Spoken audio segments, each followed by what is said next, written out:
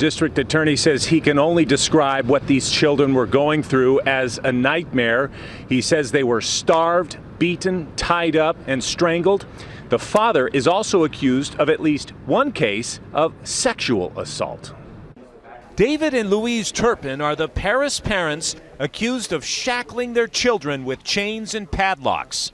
But today, they're the ones bound by chains as they entered pleas of not guilty to charges of torture and child abuse. This is severe, emotional, physical abuse. There's no way around that. At a news conference this morning, some reporters gasped at the descriptions given by District Attorney Mike Hestrin of what he says David and Louise Turpin would do to their children inside this Perris home. Victims report that as a punishment, they began to be tied up, first with ropes.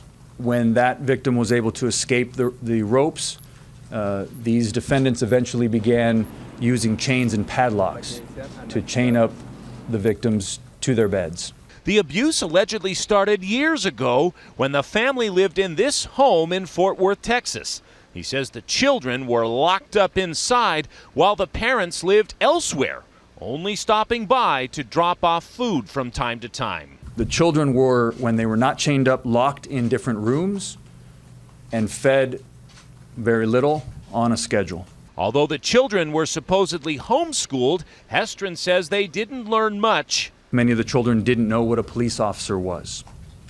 The 17-year-old, when asked if there was medication or pills in the home, didn't know what medication or pills were.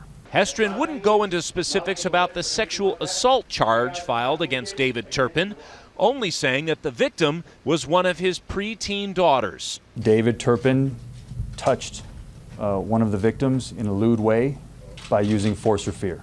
As for the 17-year-old girl who got out through a window, Hestrin says she'd been working on her escape plan for 2 years. Hestrin says all of the children are relieved to be out of this so-called house of horrors, but are severely malnourished. To give you an example, one of the children at age 12 is the weight of an average 7-year-old. The 29-year-old female victim weighs 82 pounds. The DA says the kids were not allowed to play. They were not allowed to have toys. He says the only thing that they were allowed to do in their rooms was write in journals. He says there are hundreds of volumes. They're still pouring through the details. Both David and Louise Turpin remain behind bars, bail now set at $12 million each.